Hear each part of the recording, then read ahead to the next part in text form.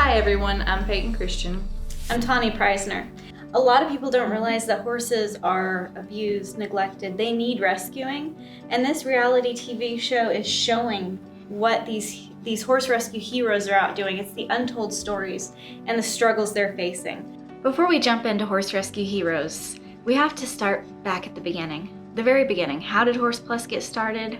Who am I? We have to go back when I was really little.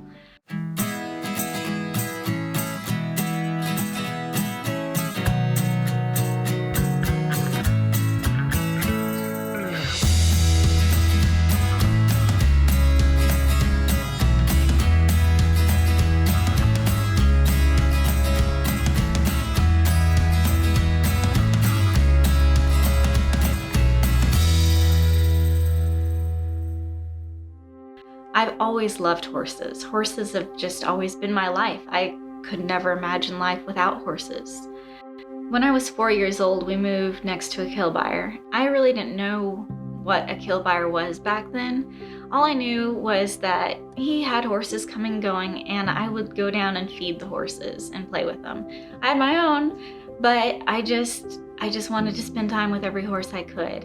And it breaks my heart now, knowing what I do now and knowing that those horses I was feeding and loving on, I could have been the last person that showed them kindness. And their faces will always stay with me. Before the days of smartphones, kids played outside. And for me, when kids came over, I wanted to show them my horses. I wanted to play with my horses. And I just wanted to have a great time with my friends and my critters. One Saturday afternoon, everything changed for me.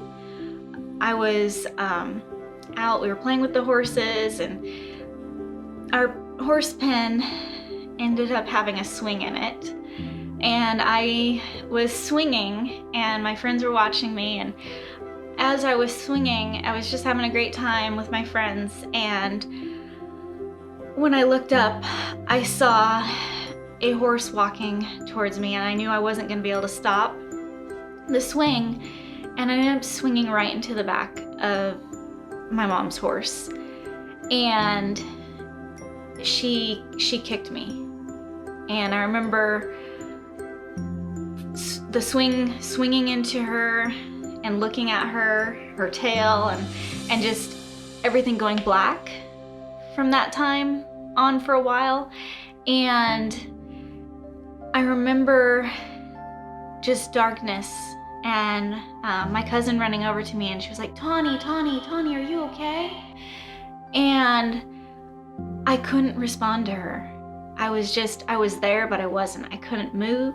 I was just there. And I heard my cousin telling another friend to run, ask for help, and you know, I could hear her footsteps running away. And then my dad came, and I could hear him running up, and he's like, Tawny, are you okay? And I couldn't respond. I was just there in darkness, hearing everything but not being able to do anything. My eyes were open.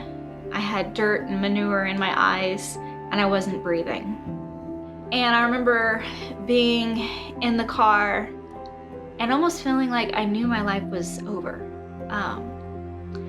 I kept telling my parents, I'm like, I love you, Mom. I love you, Dad. I love you, Grandma.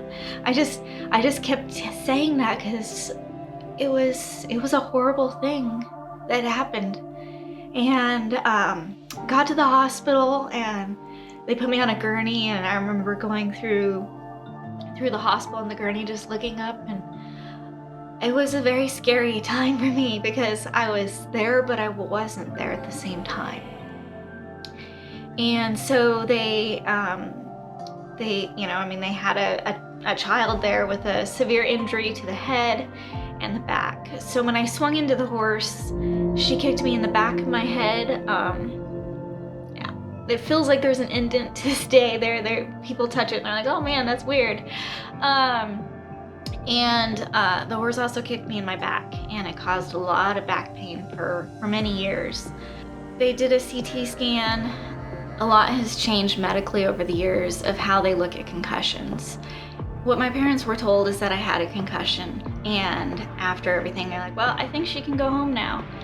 And they took the IV out, and as soon as I stood up, like, I just vomited all over the floor.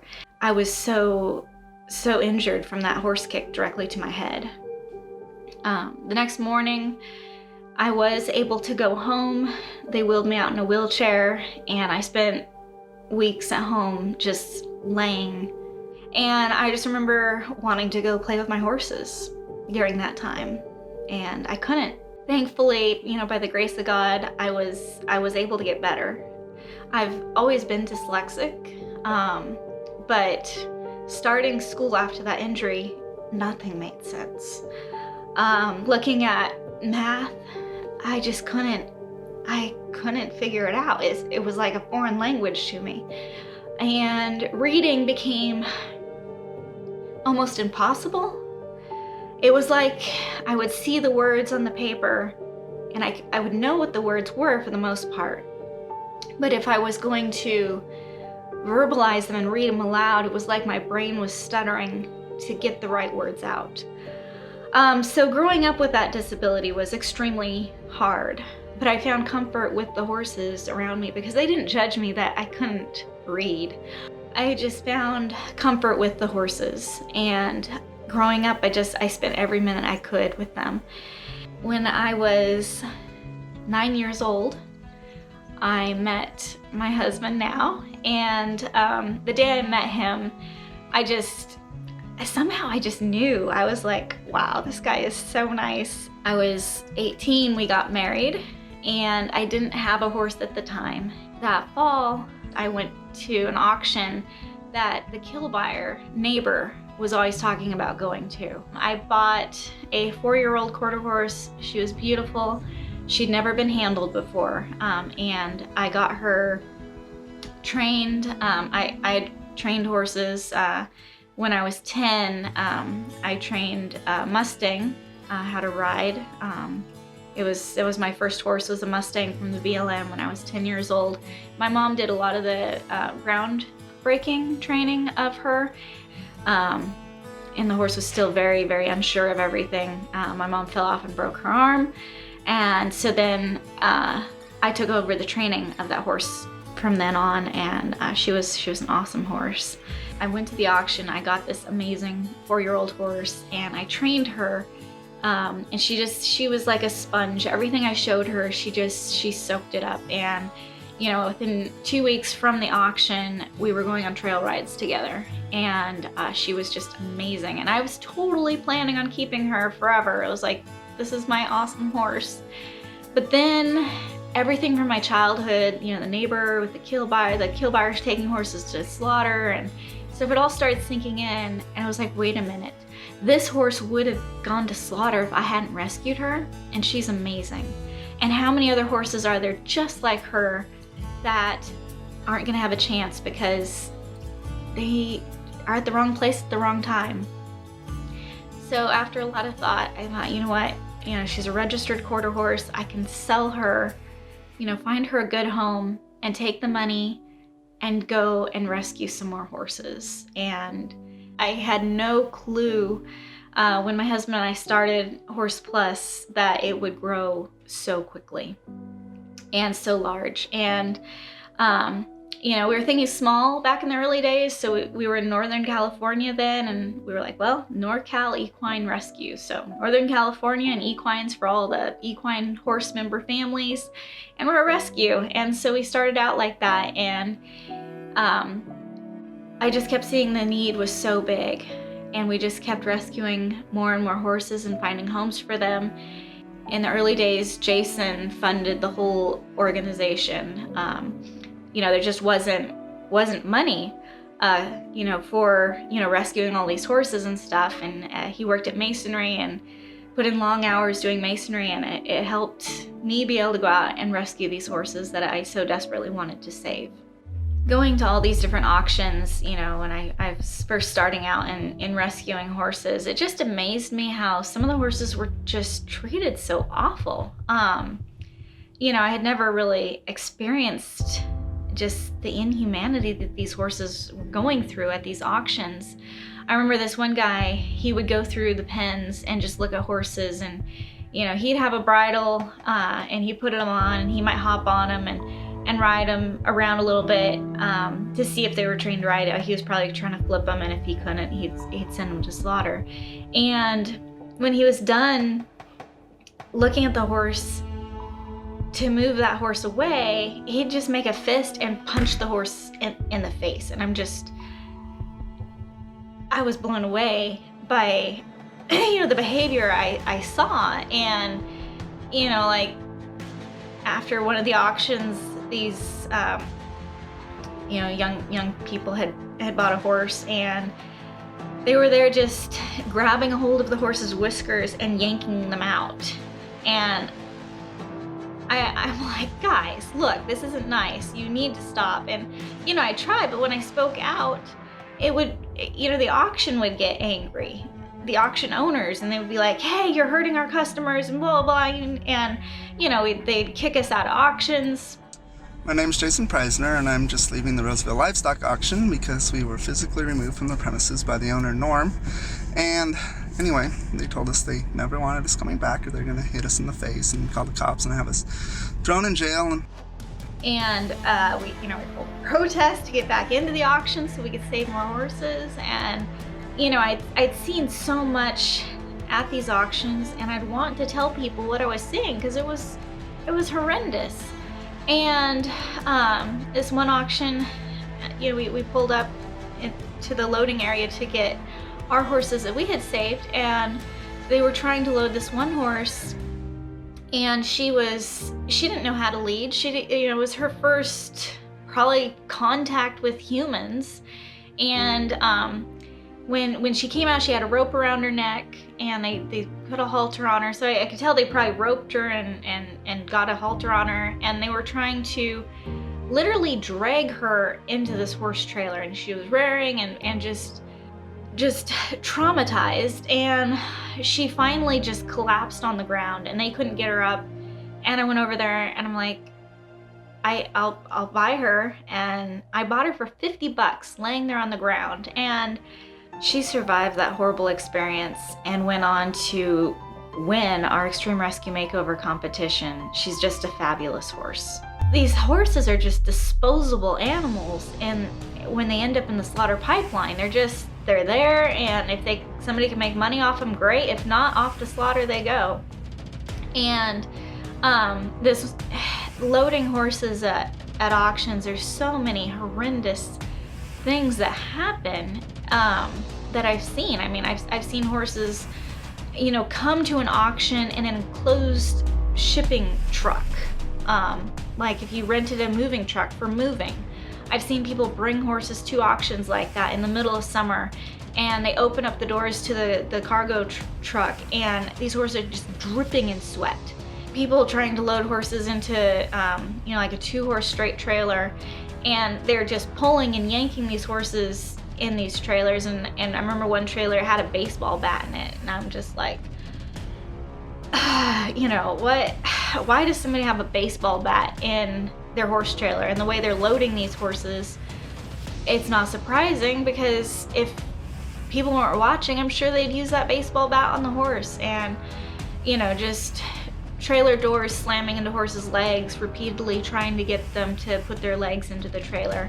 Horses go through a lot at auctions, and that's where I just wanted to save as many horses as I could. But when I go to these auctions, I'd pick and choose who could I save and who could I not, because I could only afford to take care of so many horses. And I remember this one auction I went to that completely changed my concept of rescuing horses. There was these 2 horses, they were so sweet, and I was loving on them, and they both had medical problems, and I'm like, I can't adopt them out. There's no way, and they're so sweet, and I'm like, I hope somebody comes and gets them. But I was their only hope there, really, and I just didn't, it was a different way of rescuing that I had in my mind back then, is I'd rescue those who I knew I could find homes for. And the auction started, they came in the ring, they sold so cheaply. They were like really old, like in their 30s. And I was like, oh, that's too bad. Somebody got them. And after the auction, I watched them load on the slaughter truck. And right then I knew how I was rescuing horses was completely wrong. They needed my help just as much as the other horses I rescued at the auction, even if it was just a safe place to be loved, nurtured, and then, have a veterinarian make that decision. Is there a quality of life issue that's affecting this horse? Is the kindest thing to do is to ultimately say goodbye to them. And from that time on, I realized I just need to rescue every horse I can, financially rescue and care for at auctions, and have a veterinarian make the decision, what's the best option for this horse? Is it adoption, or is it just being there and saying goodbye and loving them in the end? And from that time on, we changed how we rescued horses. People were starting to look at us and being like, well, they're rescuing horses and then they're euthanizing them. This isn't right. And I was like, they're not at these auctions watching these horses that are unadoptable load up on slaughter trucks. I knew what I was doing was the right thing for those horses. Their owners should have been responsible for them. They weren't. They dumped them into the slaughter pipeline. So I had to step in and be responsible for those horses. So I started looking at rescuing as a bigger picture. And as we kept going to these auctions in California, more and more rescues started, popping up and rescuing horses, which was wonderful because we need rescues out there.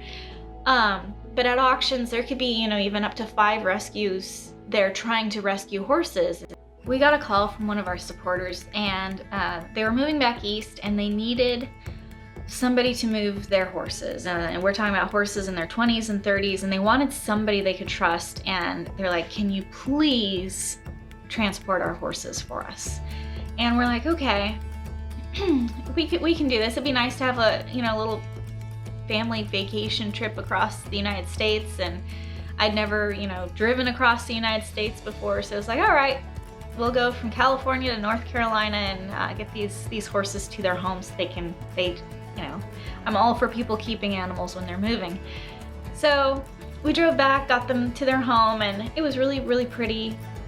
It was October, and going back, we stopped in Tennessee, and I was like, we have a really big trailer that's empty. Why don't we go to some auctions? I'm always trying to rescue more horses. And so we went to an auction, and I was kind of blown away by what I was seeing, because in California it was a felony to sell horses for slaughter. It happened all the time. I've gone undercover into feedlots, and I've seen so much. And it's reported, and law enforcement just doesn't want to touch it because they've got so many other issues, and it's the horses going to slaughter. But it happens all the time. There was some really big players that shipped, one shipped north, one shipped south, and it's just the slaughter pipeline in California. And I went undercover to do a lot of investigations with news channels and stuff. But in Tennessee, shipping horses to slaughter is perfectly legal.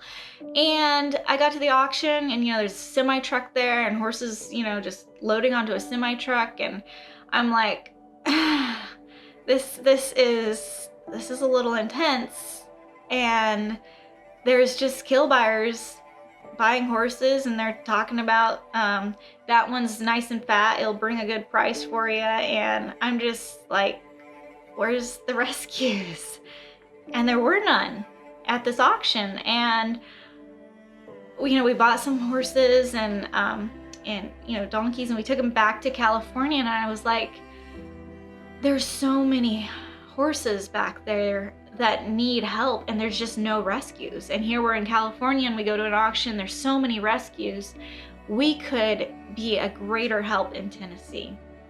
So I started researching animal controls and what are the animal laws in Tennessee. And I found out that there weren't even animal controls in many counties. There was just nothing. And it was really like a third world country for animals. There was no resources, there was no shelters for them. And so we started researching different counties, and we picked a county in Middle Tennessee that had absolutely no animal services. There was no city animal control, no county animal control. And we're like, that's where we need to be. And it was Hohenwald, Tennessee. And we came back, we purchased 25 acres of land and started building the facility. And, it takes a lot to build a facility from scratch. And, we came in with not having a huge building fund, and it just developed, little by little over the years. And we've been here for almost 5 years now. And it's just amazing what we've done here in Tennessee. We've gone to so many different auctions and rescued so many horses that would have never had a chance. There's just no rescues. Hundreds of horses are shipped through Tennessee in the slaughter pipeline and go to slaughter in Mexico. We have a lot of programs that we help horses nationwide because, starting this organization, the need is everywhere for these horses. And so we have done low-cost euthanasia assistant programs. So that's to prevent horses from ending up at auctions. And if a owner has a horse and they can't afford euthanasia and it's the horse is suffering, we want to provide assistance for that horse. So we have that program. We've done gelding assistance programs. So that would be like neutering a male horse. And, we just want to help as much as we can because the need is so huge out there. And if we're not actively pursuing programs that are helping horses nationwide, we're not going to make such a big impact on the lives of horses. We also have some other programs that we have available, such as, people that are in rehab can come to our facility and help volunteer and connect with the horses. And we've seen so many amazing stories come out of that. These guys will come in and help volunteer, and they're painting shelters, they're doing whatever needs to be done, weed eating.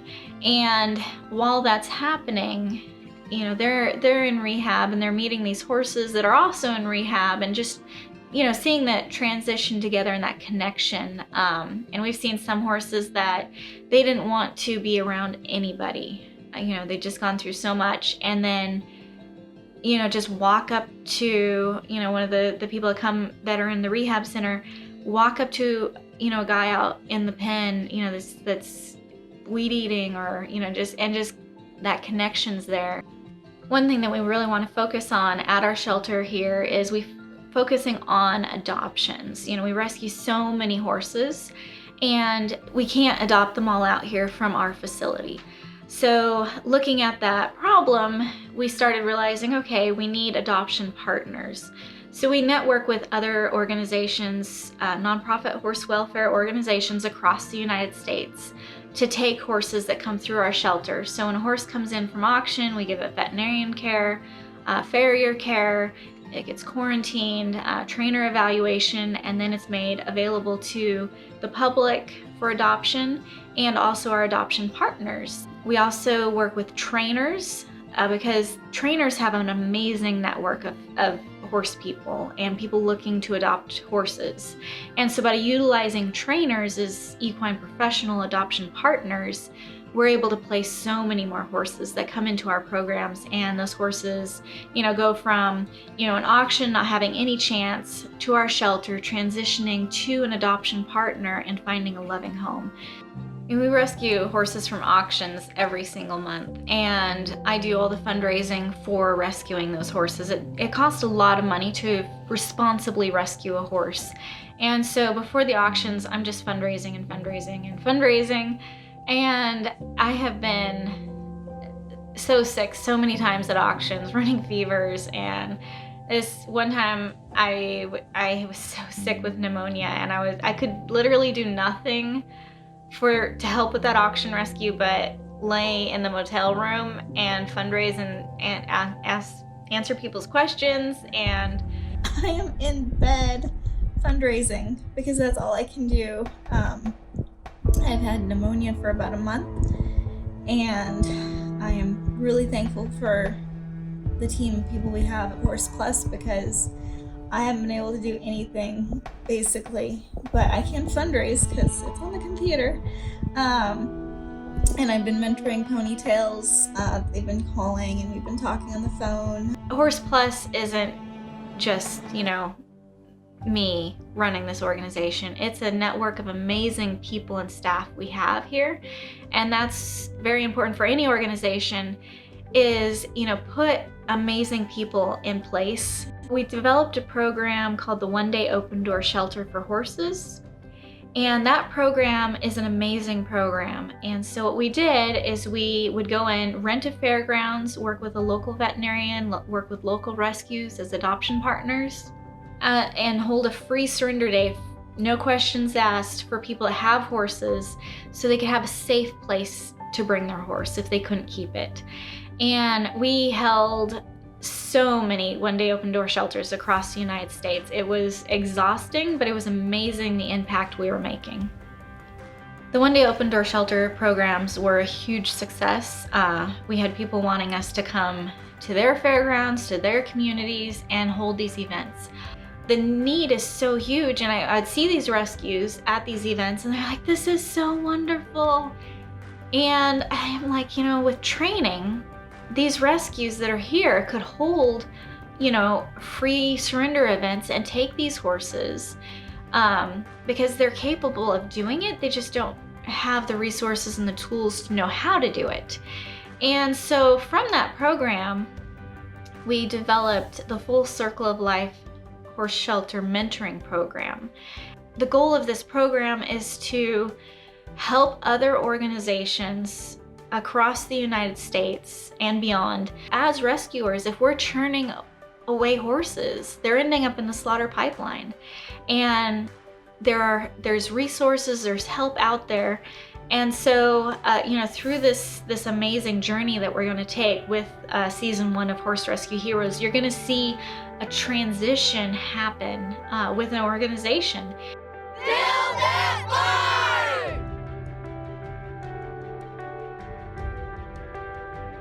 I've been rescuing horses for over 16 years. I've seen a lot. Taking the tools that we have learned and sharing the mistakes that we have made can help other organizations thrive and prosper. This reality TV show is following that, and it's going to be such an amazing journey. You're not going to want to miss a single episode because it's the reality of what Horse Rescue Heroes go through.